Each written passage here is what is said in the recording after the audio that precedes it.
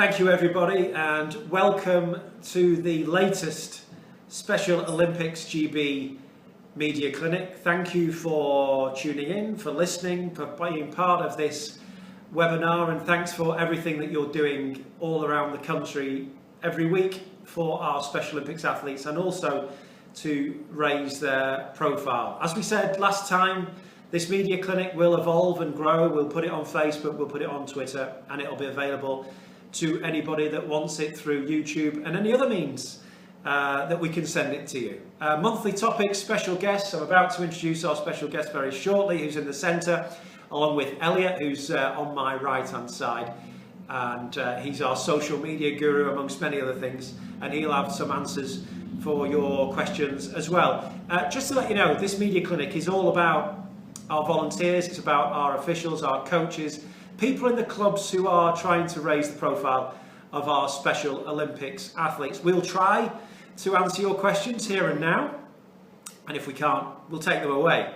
And it's a forum really to discuss best practice, the challenges that we have at Special Olympics, all of us, whether it's centrally when we're working with BBC, ITV, Sky, Channel 4, or whether it's regional and we're dealing with the local paper in Middlesbrough, Plymouth, Carlisle, or down in Kent. Any part of the country, whether it's in Scotland or Wales, we'll try to answer your question as best we can. And as I say, and if we can't, we will certainly take it along with us. I'm thrilled to say that our guest today for this Special Olympics media clinic, alongside Elliot as well, in the middle of us is Tom Jamison, who is the editor of Able magazine. Tom, you're most welcome, and thank you so much for joining us. You're a great. Able magazine is a great friend of Special Olympics, as is Tom as the editor. Give us great space within the magazine, providing features on Special Olympics athletes. Able magazine, I always say, is a national lifestyle magazine for people with a disability, but also those passionate about championing disability and the ability of everybody. Is that fair, Tom? Very much so, yeah. It's effectively, the Able magazine is read by disabled people and their carers and people in the satellite healthcare professionals, and the essential message is it's about what disabled people can do, not what they can't. So it's written from an entirely positive framework. As I say, you're a great friend of Special Olympics. Tell us how you got into the media. Well, it's a long while back, and I've been with Able. This is my 10th year with Able magazine. Would you get a testimonial? Did they put on a match? You'd think, wouldn't you? You'd think or Rangers or Celtic up in Glasgow Yeah. would sort of do something, but I haven't heard yet. Yes. It's all to be delivered, I'm sure. But in any case, funnily enough, like a lot of people, I think, dropped into media quite by accident. Originally, I trained to be a teacher, and I sort of looked at that idea with literally a couple of months to go before I'd finished at university, and I decided it was a bad idea. So I took those skills of explaining things and consulting with regards to ideas, innovations and concepts, and I took that into sort of a salesy environment, which then I actually had the opportunity to transfer into an editorial environment with Able magazine. So eventually I got where I wanted to be, and here we are. Tell me, Tom, why are you so passionate about promoting the ability of people with disability? I think it's a very, very obvious thing to do. I've yet to meet anybody for a kick-off that doesn't have some form of disability, and that might be a pair of glasses, a hearing aid. Even somebody in a sense who, let's say, can't swim. That's a can't, that's a disability, if you like, that's a slight disadvantage. So it seems the most obvious thing to me to be utterly inclusive. You wouldn't dream of saying, well, you can't join the swim club because you can't swim. That's ludicrous. So that's where my passion lies, and I see obviously a lot of disabled people and a lot of carers that just get so much out of, let's say, going on holiday, or finding a way into motoring through the Motability Scheme, something like that, let alone leisure activities, and then good old Special Olympics. Well, let's talk about Special Olympics. Yeah. When did you first hear about Special Olympics? Because a lot of people in this country, it's getting better, and we're delighted about that. you know, the awareness of Special Olympics is growing. But when was the first time you'd heard about Special Olympics? Ah, golly. Do you know, I'm not certain. I'm not. It feels like it's. Well, when was the first Special Olympics event you went to? Can you remember? I think it might have been Antwerp. Yeah, the European Games, which was excellent. And what was the thing that you took away from that? I think the thing I took away from it was a sort of a relearning. When you're a kid, you play sport, you know, and then you sort of get a little bit more cynical. You get to be a teenager and you get to be an adult, and you think of sport as, you know, played by professionals, played by people who have a massive vein on their head as they attack the referee for a bad decision. And then you go to Special Olympics and you think, that's not the way sport is. Those people don't own sport. The people that actually own sport are the players, people that play it, not treat it as, you know, that Shanklyism, life and death, and so on and so on. It's important to the Special Olympics athletes. You can see that on their faces. Yeah. Of course you can. And you can see that in the sweat running down them and so forth. And it's wonderful. But at the end of the day, they're playing games. They're playing sport, which is, I think it's a slight sidestep from what people have become used to. How does Special Olympics make you feel? Great. Yeah. Yeah, easy one. Yeah. That's the easiest question you've asked so far.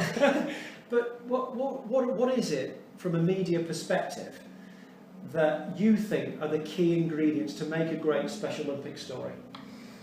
Well, I think first and foremost, the common denominator is that it's positive.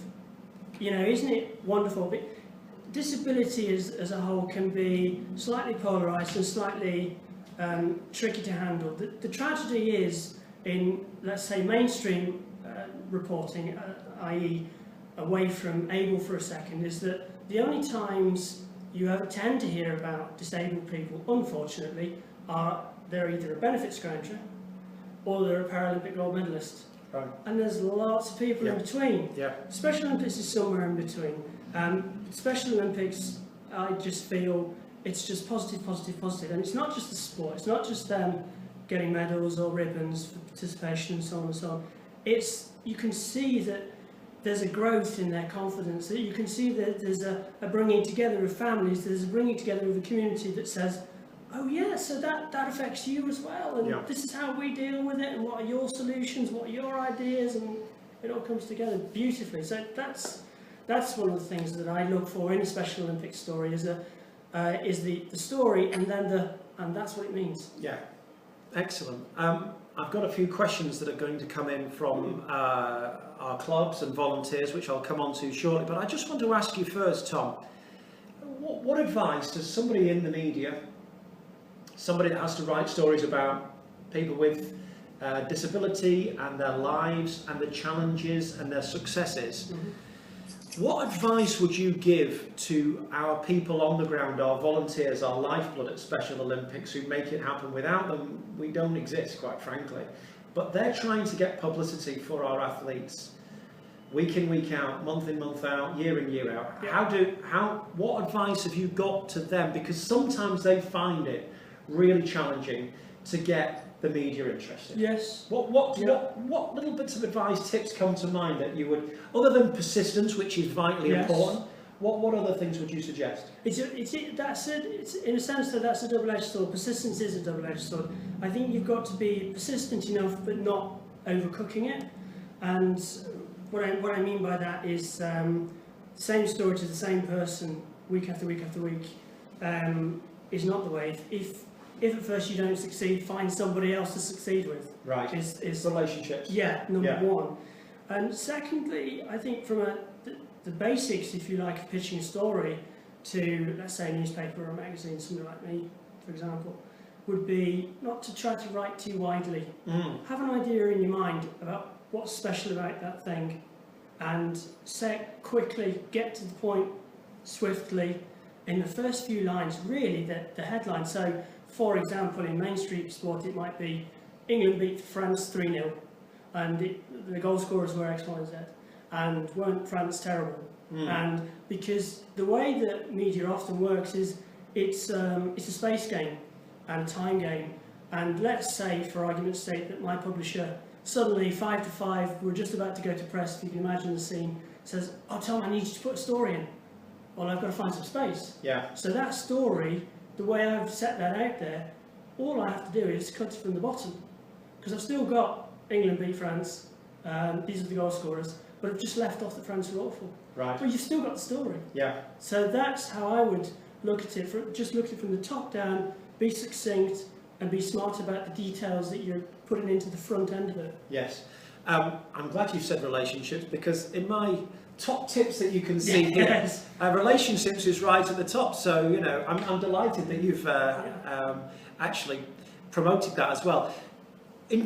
Not everybody can be a storyteller, but try to enjoy it and actually put emotion into your writing. When you're writing to a local newspaper or a local radio station to let them know about an athlete's success or a forthcoming event, make it interesting. Yeah, I mean, I would absolutely agree with you, and I think extended to that is make it relevant. So the point about a local newspaper is it's local. Yes. So, you know, in the top end of that story, again, it's, well, you know, Tommy Davis from Rochester, if it's to the Rochester Evening News or whatever, you know. And I've also put here, Tom, which correlates with something you were talking about in terms of, you know, sometimes you do come across a closed door. You know, Rome wasn't built in a day. True. And just from my point of view, you know, without any names and organisations, a very, very senior media organisation who I've been trying for a long time to get Special Olympics into, which we did in the Sheffield Games.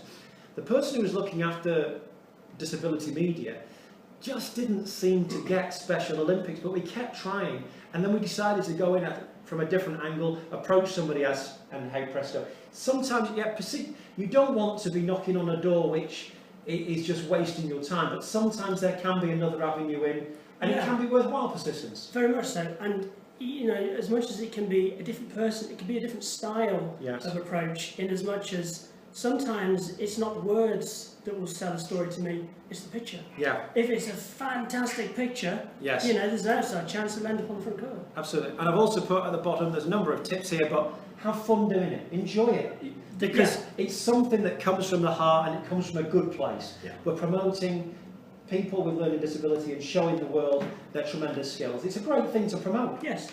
I just want to go on to some of the questions that we've got, and Elliot here, who is doing all of our social media, and he's making sure that this whole thing works, which is fantastic because somebody has to, Tom, know how it works. First question coming from the Midlands. I know I managed to get a decent amount of media attention for our Special Olympics athletes in the local area on TV and radio after the National Games, but the local papers are simply ignoring me. So I would like to know what we need to do for the media and the newspapers to take our athletes seriously. Now, there's very much a positive there in the TV and radio work. It might just be that particular paper that our person from the Midlands is talking about, and obviously there's lots of papers in the Midlands, so we're not identifying one particular paper, but they're obviously having problems. What would you suggest? Well, I think first and foremost, the fact that it's papers and not paper. Yeah. I would take it one at a time in a funny way, in as much as, in order to establish what that newspaper wants, read the paper. Yeah. Which I may be being a bit mean there. But what I mean is, figure out the way that they write stuff, figure out the sorts of pictures they're looking for, figure out the style of story that's going to go. Yeah. That's a you know, a story for the Rochester Times, whatever. And there was a day when I didn't know you, but we decided to have a cup of tea. Yeah. It doesn't harm, does it, to go and see your local editor or your local sports editor at a newspaper and say, have you got 5 minutes at a quiet time during your day that I can make it down to your offices, just so I can tell you about our local Special Olympics club? Very much so. How could it possibly harm you? And the thing is, you know, if you can sort of plant a little seed during that conversation to sort of say, let's have a cup of tea. You know, just imagine if I was to come to you as an editor and say, well, I've got this story, you know, I don't know, I'm coming to you first. That's always a good thing. Yes. We love a bit of exclusivity in the media. Yes. I'm coming to you first. By the way, there's going to be this European Games in Antwerp. Yes. And, you know, all of a sudden, they're thinking, oh, crikey, this is I didn't expect that this morning. No. So, yeah, absolutely. It's a good point you make as well. And, you know, as well as the day-to-day stuff that goes on within our clubs of Special Olympics. We've got some big anniversaries this year. 40th anniversary of Special Olympics Great Britain, 50th anniversary of the global movement of Special Olympics, which was created... Have you been here since day one? Not quite, Tom, not quite. But the point of that is that, you know, they can play a part and talk about their part of the 40-year story and the 50-year story as well. So there's lots of angles. Definitely. What you're talking about there, in a sense, is another aspect, which is credibility. We're not talking about, you know, all respect, a school sports day. We're talking about a global family a global with movement. Millions of people. Yeah. You know, this is big news, potentially. And people performing at the very highest level of their ability. Yes. This is one where I'm delighted to bring in Elliot. Elliot, come on, step forward. We need you now. It's about social media. This next question is, we need to keep all our activity on one Facebook/Twitter page. For the best of reasons, people are starting their own Facebook pages and it's becoming increasingly difficult to coordinate. How do you use these groups? Is there a possible solution? I think it's a really good point. And starting from a positive, as I always like to do, because my cup is always half full, it's great that there's people who want to talk about Special Olympics in the regions. But, I mean, Elliot, from your point of view, and then I'd ask Tom, you know, to know one specific source where you're going to get the authority on local Special Olympics news, is that important, do you think? Yeah, I think it's really important that each sort of club has their own page. I think obviously the sort of question here is that obviously people are probably making separate pages and trying to get their own sort of articles out or trying to get information out. And I think what's important here is that you can post onto, if you have like a group page, like a Special Olympics St Albans page, you can get your own sort of members to post on that page, what that page can share those messages. And I think it's important, for example, I guess when, like, for example, a media would come through to a certain Facebook page, they're going to just come through to that main page. They're not going to, for them, they don't want to search all around Facebook to try and find a little bit of information. They want it to be on that main page. So I think what you need to do, sort of basically push is, you need to sort of agree with your group that this is the main page that you're going to be focusing on, so for example, St Albans Facebook page. And there you can share what's coming up, what events you've got coming. But it also gives people the opportunity to share their information on your page, what you can share to all those people who are following you. Because I think the problem we have is that if we have too many Facebook pages for example, one club, the media will just give up, probably. And I think that's important that if you do have these sort of issues, please do ask us, and Chris and I can help you sort of restructure that, really. So I don't know, Tom, if you want to feed on this. Well, I would say clearly Elliot knows far more about the online and social media aspects than I do. I'm sort of batting on somebody else's wicket here. I'm a magazine man, okay? But the fact is that we're talking about, again, credibility. And, you know, if you've got a strong focus, the place where I can find out about wheelchair basketball, wheelchair rugby, in this instance Special Olympics, etc., or a Special Olympics football club, Special Olympics cricket club, Special Olympics tennis, etc., then it does have far more strength than a fractured, bitty, if you like, community. Yes. And I mean that respectfully, because the people are passionate, and that's why they're doing it. I think it's a great point, and I think it's great that there are so many people out there that want to write on social media about a specific Special Olympics club. But personally, and I think you guys are echoing this as well, if you can marshal the troops to get everybody behind one page, one cause, I think, and get all those followers together behind one Twitter page or one Facebook page for your club, and then people start retweeting that and sharing it and liking it, I personally think you'll get more joy, and I think the guys will probably testify. Yeah, and I think it's probably a message that Chris and I need to probably share, is that these people can tag your pages in it, in like a post. So if one of your athletes, for example, went to an event, took some photos, they then can tag that page, which will give you, as the owner of that Facebook page, a notification, and you can share those posts. So I think it's all about the coordination between the head page and other people posting. So yeah, I mean, it is great that everybody is doing Facebook posts, because obviously the more knowledge and growth we can get. But yeah, I think if you need to learn about tagging just let us know. We can help you wherever really. Get everybody pushing in the right direction and give it a shove hard. Exactly. Sounds good to me. The next question, and I think this is again for our social media guru, Elliot on the end, and please get in contact with Elliot about this. Do you have a template for social media ideas available for us to use? Of course we have. Get in contact with Elliot at the main office, head office, on the main number, and you'll be delighted to share any of yours. Yeah, and we also, I guess we've probably got quite a few clubs who we can also use as sort of templates or models for you to sort of, I guess, copy in a way. But we can sort of direct you into other clubs whose pages have been extremely successful, and you can see how often they're posting, what they're posting, and it sort of may give you a bit of an idea of, well, actually, we can do that. That's really simple for us to do. So, yeah, please do get in contact with myself, and I can just share anything and everything with you, and yeah, we're here to help you guys. Great. One for all of us here to have a little nibble at. Can you outline what content should be included to make a good and interesting feature for a potential, it says PR department here, but I presume they mean newspaper desk, radio station.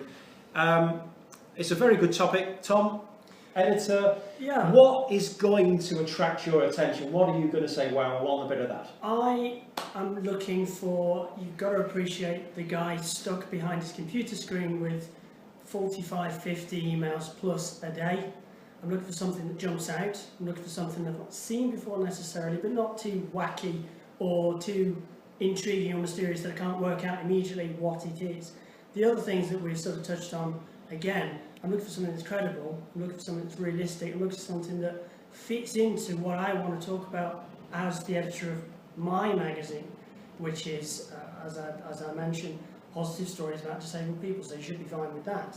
But, so not too out there. The other things, that, as I mentioned again, you know, sometimes it's all about the images. There are literally, if you look through the daily papers, you will see stories built on the back of an image of, let's say, look at this dog on a skateboard, or whatever, or look at this car flying off a cliff, or whatever. You know, so think about that aspect of things as well. It's not just about words, but in both those instances, it's got to be quick. Yeah. Well, I've actually put together half a dozen PR planning tips in addition to those top 10 media tips. I'm delighted you're taking them seriously, Tom, because nobody else is. But one of them, actually, of the 6, and I'll start at number 6, strong headlines in press releases, always key, and a really, really strong opening set of words. That first paragraph, that headline, and particularly if you've got a powerful image, really important. If you're on a newspaper desk, that's going to capture your attention. I mean, yeah, absolutely. I would say that's key. I mean, for me, just as that poor fella behind the screen with 50 emails to look at, I would also say even the tiny things will help you. So, for example, don't make me open up the attachment. Paste the text in the email so I can see it immediately. Because honestly, when you're in that situation, you can't say yes to everybody. No. You want to say yes quickly to as many as you can, and you're talking about seconds. I'm so glad you said that, because Tom, so many people are insistent on attachments. Now, when you work in the media, just like everybody is so time poor these days, opening an attachment, if you've got a bad signal, it's going to take you more time. Paste the text onto an email and actually paste your image onto the email and say, if you want this image, I can follow it up with the larger file. Because an 8 meg picture is going to take a while to download, and people just don't have the time for that.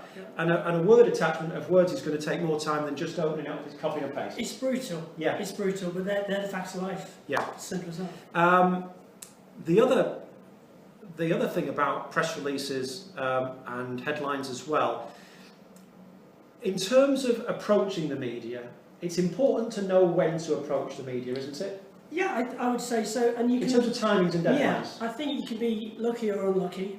You know, for instance, it's entirely feasible, unlikely but feasible, that, you know, with an hour to go, suddenly I can't use that story because something's happened, because it's changed, because it's just not appropriate or whatever to use it. And I'm looking for something, oh crikey, I've got an hour to fill this space. That could be you, with your great story. Having said that, honestly speaking, I think it's rare that you're going to get a reception of sorts on a Friday afternoon, or first thing on a Monday morning is probably bad. You're going to get a backlog from the weekend, so you've got to think about this sensibly. And also in terms of planning ahead, Yeah. for a magazine like yours that works on a lead time, Yeah. it's different than a newspaper or a radio station that's got content to fill every day. Yeah. A magazine like yours, you'll need it certainly a number of weeks in Yes, advance to yes. hit the, for example, if the magazine for is January for February, you're going to need the copy, November or December time, or certainly being warmed up. Yeah. Whereas a newspaper, radio station, or a TV station that got content to fill, yes, get it in their diary in advance, but follow it up closer to the time. Would you suggest? I would say so, yeah. I mean, I think you've got to, again, be sensible with exactly what you've said. Know the publication that you're trying to get into. It's just like, in a sense, going for a job interview. Yeah. It's as simple as that. You do a bit of prep. What is going to make them say yes to me? So you've got to give people a sporting chance to get the story in, and that means that there's no use you sending me a story that by the time I've gone to press, that's already old news. Yes. Or worse still, that, well, hold on a second, we're going to press next week, but your event doesn't happen until 2019, or, you've got to be Absolutely. sensible and think it through. The two final things that I just want to end on, and thank you everybody for your time. Elliot, I just want to give you a chance to give a little update on the website, looking really fresh and vibrant. It's had new energy, looking good at the moment, isn't it? Yeah, so the website is just become live. So we've obviously got a few more bits just to slightly finish off and tidy up. But there's a new website. Hopefully you guys can have a look on there and let us know if there's any bits missing. Just give us some feedback. But it's hopefully a lot cleaner than our old one, with a lot more updated content, which is going to be updated almost daily. So it's yeah, evolving. please keep looking. Yeah, it's evolving, and with a site that big, it's going to take some more time to evolve. But it's looking really good. Tom, I just want to finish. Majority of the people that will be watching and listening to this are dealing with the local media. We've had some good successes nationally with the likes of BBC and ITV and Sky and Channel 4 and other partners in recent times, but we should not underestimate the power of local media. People are passionate about their local newspaper, their local radio station. Yeah. Huge audiences. And with all media, local, national, international, you have to be positive and you have to be forthcoming. Just keep it in mind that the people that are reading those stories, they may well be saying to themselves, that could be me. And that might be something dreadful, that that car accident, crikey, I'm going to be careful on that road. But more positively, and from a Special Olympics specific perspective, that might be, hey, maybe our lad could do that. Yes. Maybe our little girl could do that wonderful thing, get involved with that. I think that's a great thing about Special Olympics stories. When they do reach the media, it's not only fantastic for that athlete and that club, but you don't know who you're inspiring. Absolutely. You never know where it ends. No. Yeah. Tom, you've been a wonderful guest. You really, so much better than I thought you'd be. And Elliot, you've been by tremendous. comparison, how could I have failed? Tom, thank you. You're a great friend of Special Olympics, and we really appreciate that. Thank you, everybody, and we look forward to you joining us next time for another Special Olympics GB Media Clinic.